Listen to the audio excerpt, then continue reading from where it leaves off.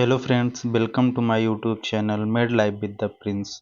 Friends, in this video I will tell you about chapter 3, which name is implementation, either teaching in classroom and skill lab teaching method. Chapter overview. In this chapter we will learn regarding classroom management, classroom communication, information communication, lecture method, group discussion, micro teaching, simulation, demonstration, symposium, panel discussion, seminar, scientific workshop, role play, project method, field trip, self-directed learning, computer assisted learning, one-to-one instruction, active learning strategies जिसमें कि team based learning ये चीज़ें आती हैं। तो introduction में है, teaching in classroom and skill lab is a challenging task that requires educator to use various method of and strategies to engage student, promote learning, create positive environment. Teaching एक classroom में teaching कराना एक and skill lab में पढ़ाना जो है ये एक चैलेंजिंग टास्क होता है, जिसके लिए एजुकेटर्स को ज़रूरत होती है कई सारी स्ट्रेटजीज की, जिससे कि स्टूडेंट को एंगेज किया जा सके, प्रमोट किया जा सके उनकी लर्निंग को एंड क्रिएट किया जा सके पॉजिटिव इन्वायरमेंट। क्लासरूम टीचिंग जो है ये थ्योरेटिकल नॉलेज तो प्रोवाइड करता ही है एंड कॉन्सेप्ट भी प्रोवाइड करता है through practical skill procedure, through hand on learning, technology based learning and simulation. Both type of teaching are essential for preparing student for real world situation. इसकी ज़रूरत क्यों पड़ती है? तो ताकि स्टूडेंट को रियल वर्ल्ड सिचुएशन के लिए and developing there critical thinking and problem solving abilities के लिए यूज हो सके। क्लासरूम मैनेजमेंट क्या है और इसके प्रिंसिपल्स क्या हैं? तो classroom management is a process of creating maintaining positive learning environment that fosters academic and social emotional success for student. कह रहा है क्लासरूम मैनेजमेंट एक प्रोसेस है जिसमें क्रिएट किया जाता है और मेंटेन किया जाता है पॉजिटिव लर्निंग इन्वायरमेंट, जो कि फॉस्टर करता है यानी तेजी करता है एकेडमिक और सोशल इमोशनल सक्सेस का स्टूडेंट के लिए। इफेक्टिव क्लासरूम मैनेजमेंट जो है ये इन्वॉल्व करता है various evidence based strategies to prevent and respond to appropriate behaviour. ये क्या करता है कि इफेक्टिव मैनेजमेंट से क्या होता है कि एविडेंस बेस्ड स्ट्रेटजीज बनती हैं जिससे प्रिवेंट किया जाता है और रिस्पॉन्ड किया जाता है इन अप्रोप्रिएट बिहेवियर को, और इस्टेब्लिश किया जाता है clear consistence rule and expectations को, और एक पॉजिटिव और सपोर्टिव रिलेशनशिप विथ स्टूडेंट भी क्रिएट किया जाता है। तो इसमें कुछ प्रिंसिपल्स हैं। Principle of establishing clear and consistent rule. जब स्कूल स्टार्ट होता है तो वहाँ कुछ रूल्स रेगुलेशंस होते हैं, तो उस चीज़ से जो है क्लियर एंड कंसिस्टेंट रूल बनाए जाते हैं। वहाँ पे पॉजिटिव स्टूडेंट रिलेशनशिप होता है यानी टॉक्सिक रिलेशंस नहीं होते हैं। टीचर जो है foster respect and care by learning about student background interest and needs.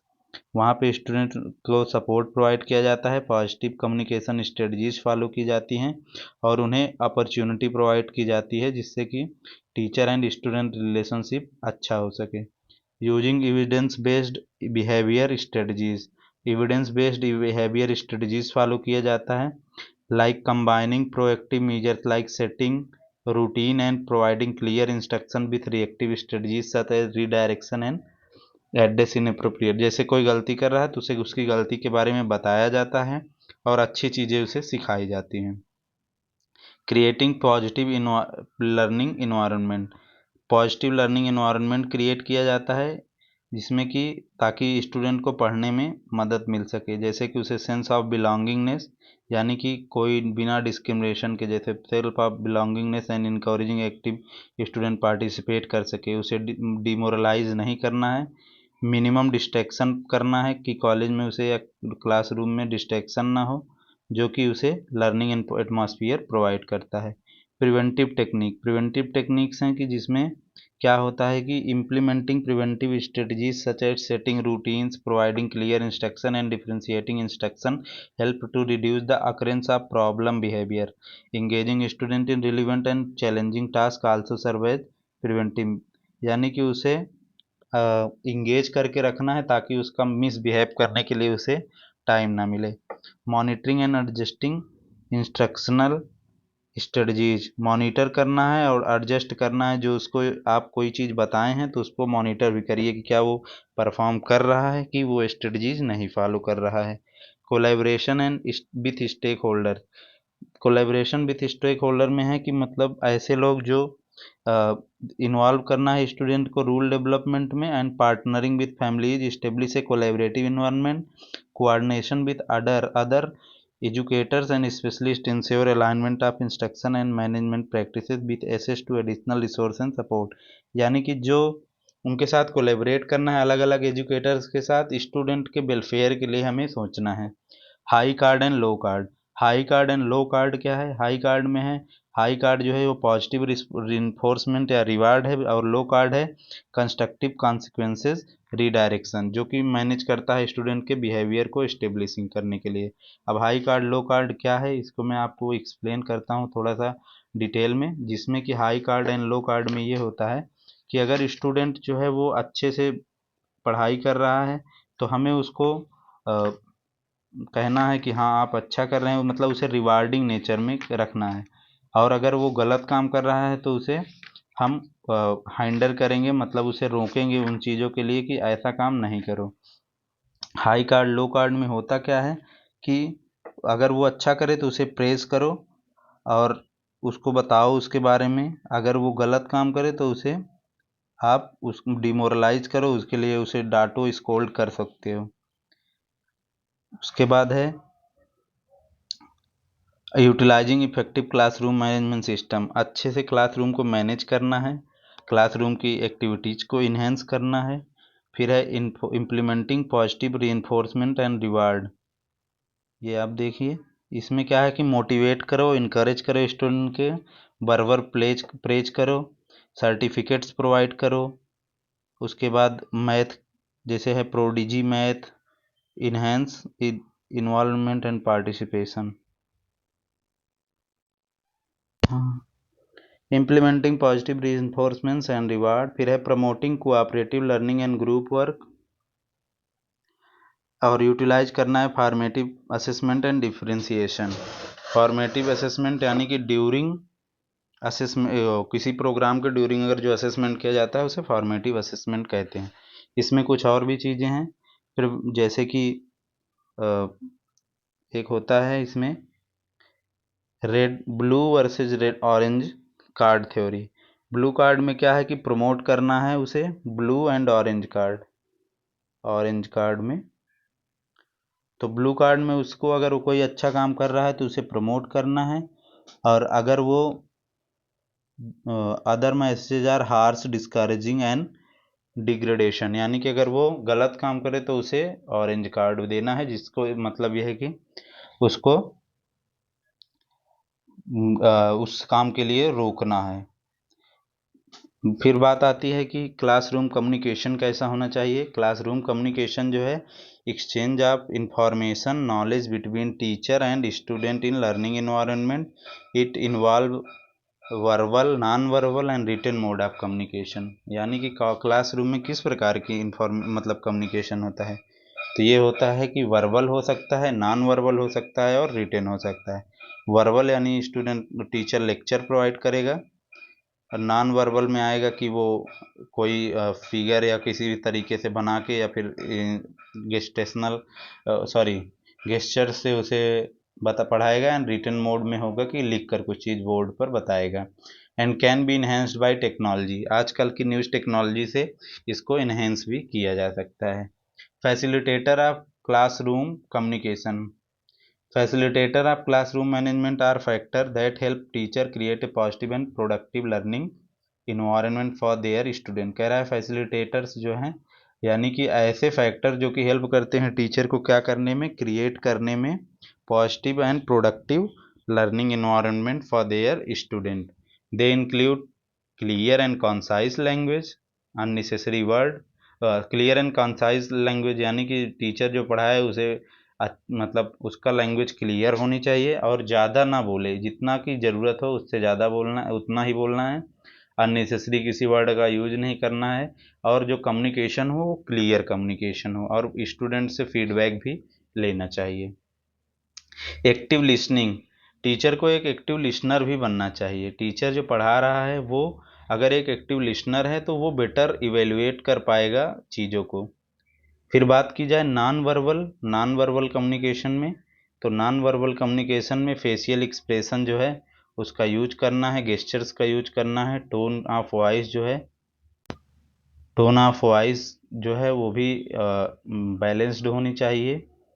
उसके साथ ही विजुअल एड्स के लिए क्या करना चाहिए, विजुअल एड्स में इमेज का यूज करें, ग्राफ्स का यूज करें और वीडियो का यूज करें, जिससे कि इंफॉर्मेशन इन्हेंस हो सके देने में, और इससे क्या होगा कि मेमोरी मजबूत होती है, यानी लॉन्ग टर्म तक याद रहता है। और स्पेशली एमंग विजुअल लर्नर्स, और मोस्टली वे जो विजुअल लर्नर्स हैं, यानी कि जिन्हें जो कि सुन नहीं पाते हैं। टेक्नोलॉजी इंटीग्रेशन का मतलब है कि टेक्नोलॉजी का यूज करो, जैसे कंप्यूटर का, उसके बाद ऑनलाइन प्लेटफॉर्म का, जिससे क्या हो सके कि लर्निंग अपॉर्चुनिटी बेहतर की जा सके। क्वेश्चनिंग टेक्निक, यानी क्वेश्चन पूछो।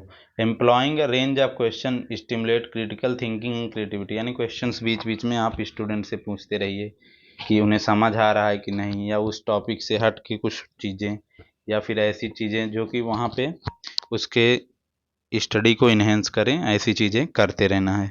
फिर है कोलैबोरेटिव लर्निंग। कोलैबोरेटिव लर्निंग है इनकरेज ग्रुप वर्क, यानी स्टूडेंट्स को ग्रुप वर्क में इनकरेज करो। सोशल इंटरेक्शन, यानी आपस में इंटरेक्शन बनाने के लिए कहो। आइडियाज़ शेयर करने के लिए कहो, एक्सपीरियंसेस शेयर करने को, और स्किल आपस में शेयर करने के लिए कहो। अब बात करें कि क्लासरूम कम्युनिकेशन के बैरियर क्या है, तो पहला है लैंग्वेज बैरियर। कैसे है लैंग्वेज बैरियर, देखिए लैंग्वेज बैरियर आप भी समझते हैं, अगर आपका टीचर कहीं कन्नड़ भाषा बोल रहा है तो आपको अगर कन्नड़ नहीं आती है तो यह एक बैरियर हो सकता है। तो लैंग्वेज वही यूज करो जो स्टूडेंट्स को समझ आए। उसके बाद बात की जाए फिजिकल बैरियर्स। फिजिकल बैरियर्स में ऐसी बैरियर्स जो कि हमारे इन्वायरमेंट के द्वारा हमें बैरियर बन रहा है, वो चीज़ें होती हैं फिजिकल बैरियर, जैसे कि नॉइस हो गया, सीटिंग अरेंजमेंट हो गया, उसके बाद क्लासरूम की साइज हो गई।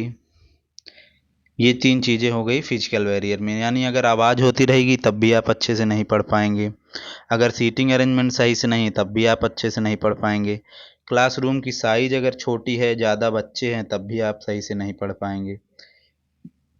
कल्चरल बैरियर्स, जैसे कि when speaker have different values, belief, norms and custom, they can affect communication, they also can make conflict and stereotype और बायसेस, यानी कोई मान लीजिए कोई पर्सन है, वो हिंदुइज्म ज़्यादा उसके अंदर है, और वो क्लास में पढ़ा रहा है और वो वहाँ पे ऐसा कुछ बोले जिससे मुस्लिम्स को प्रॉब्लम हो, इससे क्या होगा कि कल्चरल कॉन्फ्लिक्ट्स आएंगे। तो ये चीज़ें नहीं होनी चाहिए, वो कल्चरल बैरियर नहीं बनाना चाहिए। इन सब से ओवरकम करने के लिए भी टेक्निक्स हैं, जैसे कि स्टूडेंट को रिस्पेक्ट करना चाहिए डाइवर्सिटी को, टीचर जो है उसे एंड स्टूडेंट को भी डाइवर्सिटी को हमें एक्सेप्ट करना चाहिए, और कोई एजम्पशन या जजमेंट नहीं बनाना चाहिए, और ओपन माइंडेड होना चाहिए और टॉलरेंट होना चाहिए। अगर कोई अच्छी बात या कोई बुरी बात आपके उसके बारे में लिखा गया है कल्चर के बारे में, तो हमें उसको ना कि उस पर कोई मुद्दा नहीं बनाना चाहिए, बल्कि उसको हमें ओपन माइंडेड होकर उसके बारे में थिंकिंग करनी चाहिए। टेक्नोलॉजिकल बैरियर, यानी कि टेक्नोलॉजी का क्या क्या बैरियर हो सकता है, तो टेक्नोलॉजिकल बैरियर्स में आता है कि जब टेक्नोलॉजी का लैक हो या मिसयूज्ड हो क्लासरूम में, they can affect quality, accessibility and reliability of communication, और डिस्ट्रैक्शन, डिसरप्शन और डिपेंडेंसी क्रिएट करता है। इन चीज़ों से ओवरकम करने के लिए क्या करना चाहिए, रिलीवेंट टेक्नोलॉजी यूज करनी चाहिए, और रूल एंड इटिकेट्स को हमें कॉलेज में फॉलो करना चाहिए। Emotional barriers when speaker have different feeling, mood or attitude, they can affect how communication is expressed, received or responded, they can also cause anxiety, stress, anger or boredom। अगर जो teacher पढ़ा रहा है वो emotionally weak है, थोड़ी थोड़ी बातों में गुस्सा कर दे रहा है। देखो बच्चे क्या हैं, बच्चे तो क्लास में आवाज़ करेंगे, शोर करेंगे, मे भी कई बार उन्हें ऐसा लग सकता है कि स्टूडेंट ध्यान नहीं दे रहा, लेकिन हमें वहाँ पे अपने इमोशनल इंटेलिजेंस का यूज करना है। इससे ओवरकम करने के लिए टीचर और स्टूडेंट को अवेयर होना चाहिए there emotion control and there emotion and positive and constructive language के बारे में। अब बात करते हैं लर्निंग डिसेबिलिटीज़। तो लर्निंग डिसेबिलिटीज़ में कुछ डिसीजेज या डिसऑर्डर्स आ सकते हैं, या फिर ऐसा हो सकता है कि उस टाइम उसका माइंड डिस्ट्रैक्टेड हो, जिससे कि उसे अंडरस्टैंड करने में प्रॉब्लम हो, कम्युनिकेशन की इंफॉर्मेशन में प्रॉब्लम हो। जैसे कि ADHD हो गया, तो ये बच्चों के लिए प्रॉब्लम हो सकती है। तो जिसमें क्या होता है कि उन्हें, बच्चों को अटेंशन डिफिसिट हो सकता है, ऑटिज्म हो सकता है। तो चीज़ें थोड़ा सा कॉम्प्लिकेटेड हो सकती हैं और ये फ्रस्ट्रेट भी कर सकता है। अब बात करते हैं आईसीडी यूज्ड क्या है। आईसीटी का यूज क्या है एजुकेशन में।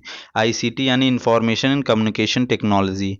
तो टाइप की बात करें तो ICT can be divided into 3 main categories: virtual reality, simulation based learning and online learning platform.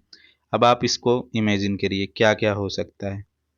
मैं आपसे क्वेश्चन पूछ रहा हूँ, कमेंट बॉक्स में इसका जवाब दीजिएगा। वर्चुअल लर्निंग क्या है? वर्चुअल लर्निंग या रियलिटी सेम चीज़ है। Virtual reality is a nursing education uses immersive realistic scenario to provide practiced opportunity for student. For example, student can assess care and interact with virtual patient in a safe and controlled environment. Virtual reality can help student improve their clinical skill, thinking and response to emergency situation. Virtual reality में क्या होता है कि realistic scenario मिल सकता है, जिसमें कि कोई पेशेंट है, सिमुलेशन वो उससे हम रियलिस्टिक सिनेरियो ऐसे बनाएं, उससे पूछें कि तुम्हें क्या क्या प्रॉब्लम है। उसके बाद हम इससे पता कर सकते हैं कि किसी एक पेशेंट को क्या क्या प्रॉब्लम हो सकती है, जिससे क्लिनिकल स्किल, क्रिटिकल थिंकिंग भी बढ़ती है। Simulation based learning uses physical model. इसमें क्या होता है कि फिजिकल मॉडल होते हैं। इसमें देखिए, इसमें पेशेंट जो है रियल होगा। यहाँ पे जो पेशेंट होगा वो रियल पेशेंट होगा वर्चुअल रियलिटी में। यहाँ क्या है कि मॉडल होगा, वो फिजिकल मॉडल होगा, वो एक पेशेंट नहीं होगा, जैसे हमारे सिमुलेशन लैब में होता है। और ऑनलाइन लर्निंग प्लेटफॉर्म में डिजिटल रिसोर्सेज होते हैं, जैसे कि ई बुक्स हो गया, मल्टीमीडिया हो गया, डिस्कशन फोरम हो गया, रियल टाइम कम्युनिकेशन, ई बुक, ये सब चीज़ें होती हैं। टूल्स क्या क्या हैं, किन किन चीज़ों के यूज़ से होता है? तो CBT हुआ, प्रोजेक्टर हुआ, सिमुलेशन सॉफ्टवेयर हुए, मैनिकिन्स हुए, एजुकेशनल ऐप हुए, लर्निंग मैनेजमेंट सिस्टम हुआ, virtual reality, e learning modules.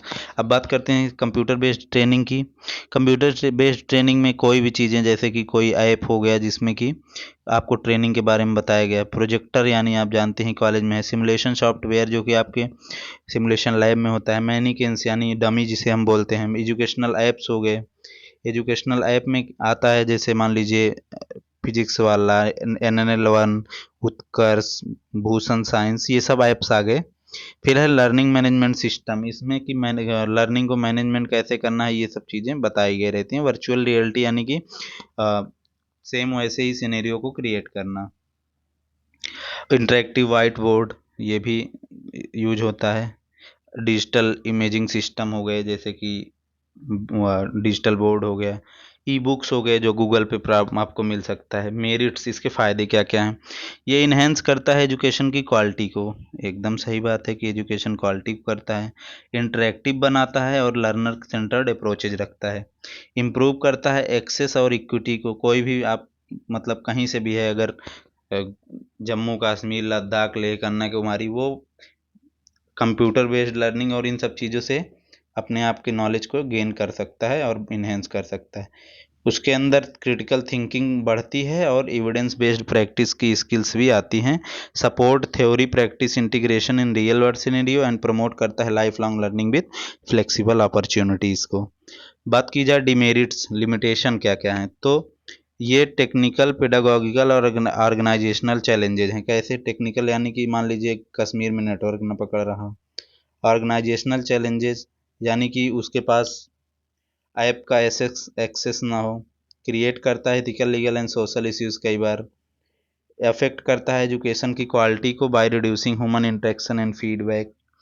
उसके बाद है इंक्रीज करता है workload and stress to student and teacher. अब बात करते हैं टीचिंग मेथड की। टीचिंग मेथड में क्या आता है, learning objective, nature of the subject matter. देखिए, teacher need to consider some guidelines to choose the best method for their objective content, learner and context. Some of important guidelines for selecting an appropriate teaching method. देखिए, teaching method यानी कि किस तरीके से वो पढ़ाएगा, तो उसके लिए कुछ चीज़ें होती हैं, जैसे उसे अपना लर्निंग ऑब्जेक्टिव पता होना चाहिए, nature of the subject matter पता होना चाहिए, लर्नर की प्रोफाइल पता होनी चाहिए, टीचर की भी प्रोफाइल पता होनी चाहिए। उसके बाद क्लास की साइज जो है अप्रोप्रिएट होनी चाहिए, लोकल कंस्ट्रेंट्स यानी कि method should be use realistic adaptable to be available at the time, facilities resources and policy के हिसाब से होना चाहिए। यानी कि क्लास में टीचिंग आप पीपीटी से कराना चाह रहे हो लेकिन प्रोजेक्टर ही नहीं है, तो ये प्रॉब्लम क्रिएट कर सकता है। The nature of interaction, the method should foster the desired type and level of interaction among student and between student and teacher.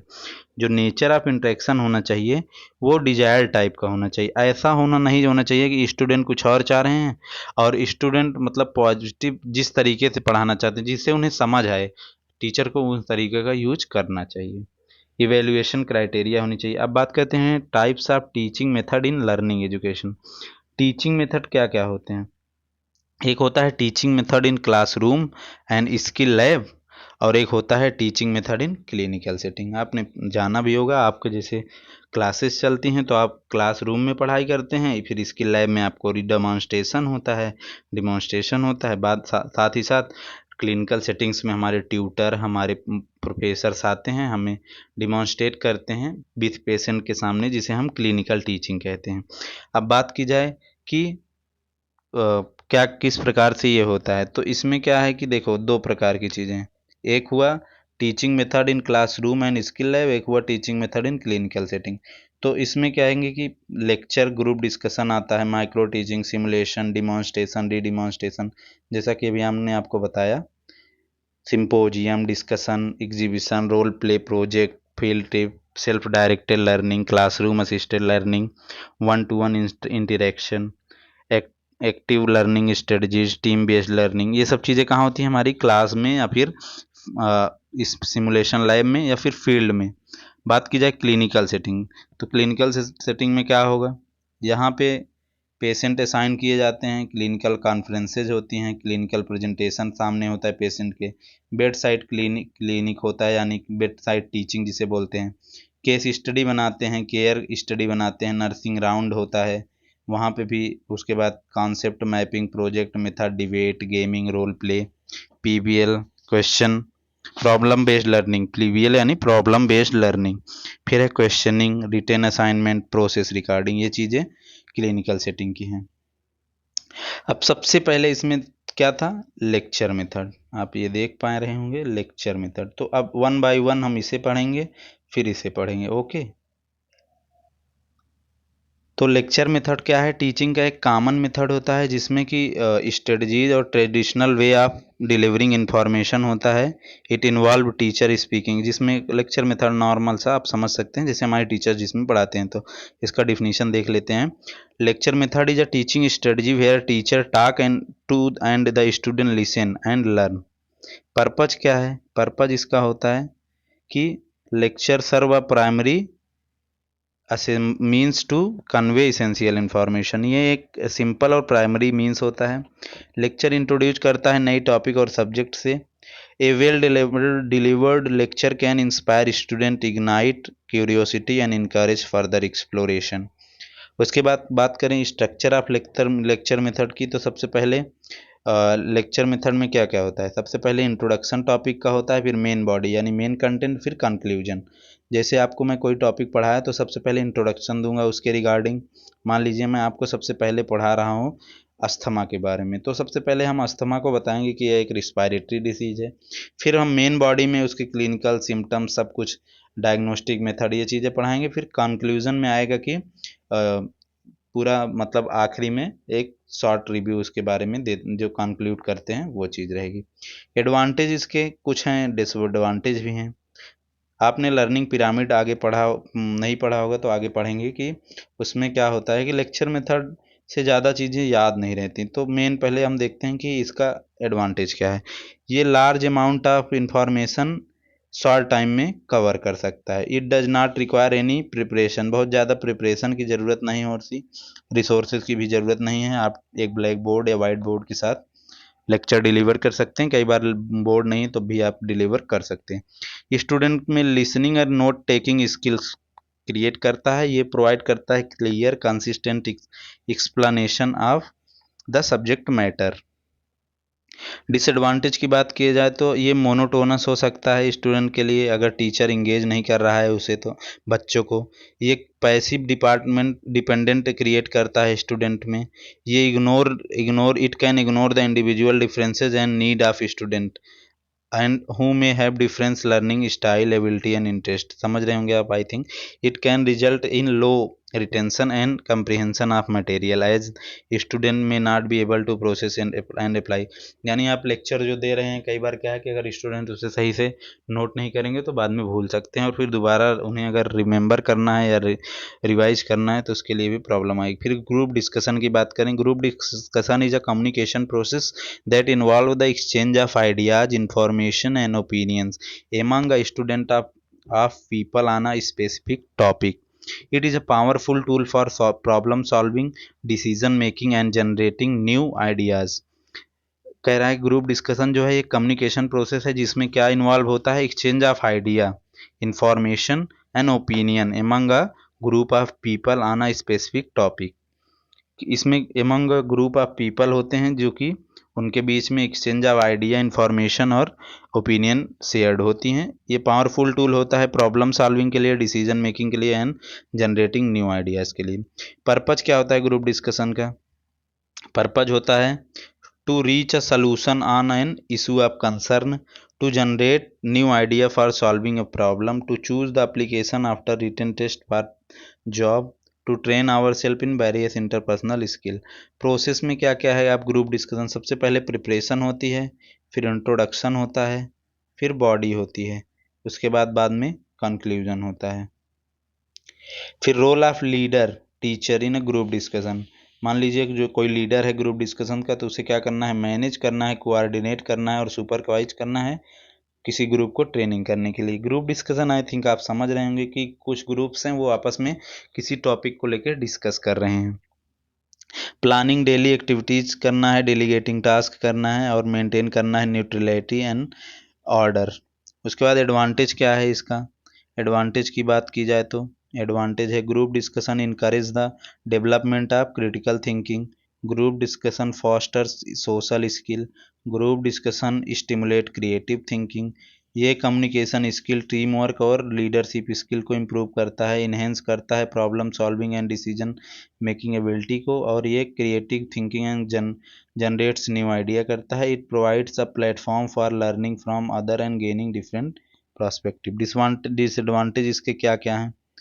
Disadvantage है इसका मेंबर में dominate the discussion while other में remain silent और passive. यानी कि जो group धीमा है वो शांत हो जाएगा, जो तेज है वो बोलता ही रह जाएगा।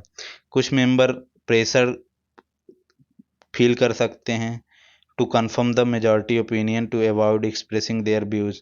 कई बार डर, फियर ऑफ क्रिटिसिज्म हो सकता है। Some member may get distracted by relevant और personal issues by external factor can lead to argument. कई बार झगड़ा, लड़ाई या आर्गूमेंट्स हो सकते हैं मिसअंडरस्टैंडिंग की वजह से।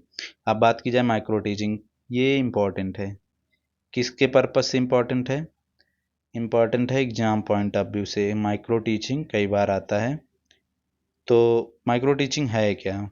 Micro teaching is defined as a see scaled down teaching encounter in class size and class time. कह रहा है माइक्रो टीचिंग जो है एक defined scaled down teaching encounter है जिसमें कि क्लास साइज और क्लास टाइमिंग की बात होती है। Micro teaching is defined as teacher education which allows teacher to apply clarify defined teaching skill to carefully prepared lesson in planned series to 5 or 10 minutes। यानी कि माइक्रो टीचिंग ये दो word से बना है, माइक्रो और टीचिंग, यानी छोटी टीचिंग, जिसमें कि फिक्स टाइमिंग के लिए यानी 5 से 10 मिनट के बीच में कोई चीज़ डिस्क्राइब की जाती है। ये 15 से 20 मिनट, 5 से 20 मिनट भी हो सकता है। Characteristic of micro teaching. Micro teaching जो है ये मेथड ऑफ क्लासरूम इंस्ट्रक्शन है जिसमें कि टॉपिक्स को माइक्रो लेवल पर रिफ्लेक्ट किया जाता है। 5 से 7 स्टूडेंट होते हैं, 5 से 7 मिनट के लिए होता है। ये हाईली इंडिविजुअलाइज्ड ट्रेनिंग डिवाइसेस का यूज होता है या फिर एज ए फंक्शन करता है। कंपोनेंट क्या क्या होता है, तो इसमें एक टीचर होगा, एक स्टूडेंट होंगे जो कि 5 से 7 होंगे, माइक्रो लेसन प्लान होगा, objective of specific micro teachings होगा। अब बात की जाए प्रोसीजर, सबसे पहले स्किल को डिफाइन करेंगे, फिर डिमॉन्स्ट्रेट करेंगे स्किल को, प्लान करेंगे लेसन को, लेसन प्लानिंग, उसके बाद टीचिंग द लेसन को हम पढ़ाएंगे, फिर डिस्कस करेंगे, रीप्लान करेंगे अगर उसमें कुछ बचा रह गया या स्टूडेंट को नहीं समझ में आया तो फिर रीटीच करेंगे, रीडिस्कस करेंगे, आखिरी में फिर हम उसे रिपीट करेंगे साइकिल को। फिर in micro teaching people teacher try to execute 5R: record, review, response, refine and redo. ये क्वेश्चन आया था नॉर्सेट में कि क्या 5R क्या होते हैं, तो वो एक है रिकॉर्ड, एक है रिव्यू, एक है रिस्पॉन्ड, एक है रिफाइन एंड एक रीडो। अब इसको याद करना है कैसे है, देखो जैसे आपने कोई काम किया तो उसमें क्या किया आपने, सबसे पहले उसको रिकॉर्ड कर लिया, आपका काम कोई वर्क एंड हुआ, आपने उसे रिकॉर्ड किया, फिर आपने रिकॉर्ड करके उसे देखा, घर जाके आपने वो वीडियो, मान लीजिए आपने कोई स्किट किया, उसको आपने वीडियो रिकॉर्डिंग कर ली, फिर घर गए तो उसको आपने देखा, उसको देखने के बाद उसको आपको कैसा लगा, उस पर आपने रिस्पॉन्ड किया, फिर रिफाइन यानी अगर उसमें जो कमियां थे उसे सुधारा, एंड रीडू यानी फिर से किया। तो ये 5R's हैं। फ़ायदा क्या है, नुकसान क्या है माइक्रो टीचिंग का। माइक्रो टीचिंग जो है ये रिड्यूस करता है क्लास साइज को, कंटेंट को एंड क्लास ड्यूरेशन को। इसमें ट्रेनीज जो हैं वो कंस्ट्रक्टिव फीडबैक मिलता है उन्हें पीयर ग्रुप्स के द्वारा। Trainee can repeatedly practise a skill until they achieve mastery, बार बार कर सकते हैं ये चीज़। ये ट्रेनिंग मेथड जो है इन्हेंस करता है टीचर के बिहेवियर को, ये इलेबल करता है टीचिंग ट्रेनी टू मास्टर, कोई भी टीचिंग को मतलब उसमें मास्टरी प्राप्त करने में। फिर है मेरिट्स, डीमेरिट्स। डीमेरिट क्या है कि रियल क्लासरूम की तरह यहाँ पे चीज़ें नहीं होती हैं। देखिए क्या है, distance teacher trainee from learner, real classroom challenges, limiting exposure to authentic teaching scenario. इसमें क्या होता है कि जो टीचर होता है उसे जो इन्वायरमेंट प्रोवाइड किया जाता है वो रियल टीचिंग से थोड़ा अलग होता है। इसमें क्या है कि neglect development of overall composite teacher behaviour, वहाँ पे हम थोड़ा सा रिलैक्स्ड होते हैं। ये क्या है कि 35 टाइम कंज्यूमिंग हो सकता है। One trainee typically practices a skill for about 35 minute. जो प्राइमरी फोकस होता है वो टीच एंड रिटीच साइकिल पर होता है, जो कि डाउन प्ले कर देता है importance of integrating various teaching skill को। अब एक न्यू है वो है सिमुलेशन। सिमुलेशन से आप समझ ही रहे होंगे, इसमें क्या होता है, क्लिनिकल सिनेरियो को एक सेफ लर्निंग एनवायरनमेंट में क्रिएट किया जाता है, जैसे कि आपके सिमुलेशन लैब में क्या होता है। सिमुलेशन लैब में आपको पढ़ा दी जाती हैं चीज़ें, जैसे कि हैंड वॉशिंग पढ़ा दिया गया, आपको पेशेंट को कैसे इंजेक्शन लगाना है ये पढ़ा दिया गया, ड्रग कैलकुलेशन, मेजरमेंट, कई सारी चीज़ें। और आपको वहाँ पे बहुत सारी चीज़ें डमी के ऊपर करा के दिखाया जाता है जिससे आप पेशेंट को हार्म ना करें। स्टेप्स क्या क्या है, pre briefing, simulation, debriefing. Pre briefing, simulation and debriefing. Pre briefing क्या है, the instructor provide the objectives, expectation and guidelines for simulation session. The student review the relevant theory and prepare for their role. Simulation क्या है, मतलब इसमें instruction जो है objective बताता है, एक्सपेक्टेशन क्या है स्टूडेंट से वो बताता है, और गाइडलाइन बताता है सिमुलेशन सेशन के लिए। स्टूडेंट जो है इसे रिव्यू करता है और प्रिपेयर हो जाता है अपने रोल के लिए। यानी कि मान लीजिए टीचर्स हमारे सिमुलेशन लैब में कुछ कराने वाले हैं तो पहले से बता देते हैं कि ये चीज़ आप पढ़ के आइएगा एक बार, उसके बाद ताकि आप पढ़ाएं जब हम तो आपको चीज़ें समझ में आएँ। पहले की चीज़ें आप थोड़ा सा पढ़े रहें तो सही रहेगा। फिर सिमुलेशन यानी कि सिमुलेटेड सिनेरियो को टीचर परफॉर्म करके दिखाता है मैनिकेन्स पे या फिर स्टैंडर्डाइज पेशेंट पे, जिससे क्या होता है कि सिमुलेशन फीडबैक की ज़रूरत पड़ती है। फिर है कि डीब्रीफिंग। डीब्रीफिंग यानी कि the instruction and the student reflect on the simulation experience, identify strength and area of improvement and discuss the learning outcome. यानी मान लीजिए किसी ने पहले डिमॉन्स्ट्रेशन होता है, फिर रीडिमॉन्स्ट्रेशन, तो redemonstration is also known as debriefing. Disadvantage क्या है सिमुलेशन का? ये इनहेंस करता है उसके बाद है it allow student to practice their skill and apply their knowledge. ये इंक्रीज करता है सेल्फ कॉन्फिडेंस, ये एडवांटेजेज हैं। ये सपोर्ट करता है स्टूडेंट सेंटर डायरेक्टिव लर्निंग को, इन्हेंस करता है क्रिटिकल थिंकिंग, क्लिनिकल रीजनिंग। उसके बाद एक्सपोज करता है स्टूडेंट को कई सारे सिचुएशंस से। डिसएडवांटेज क्या हैं?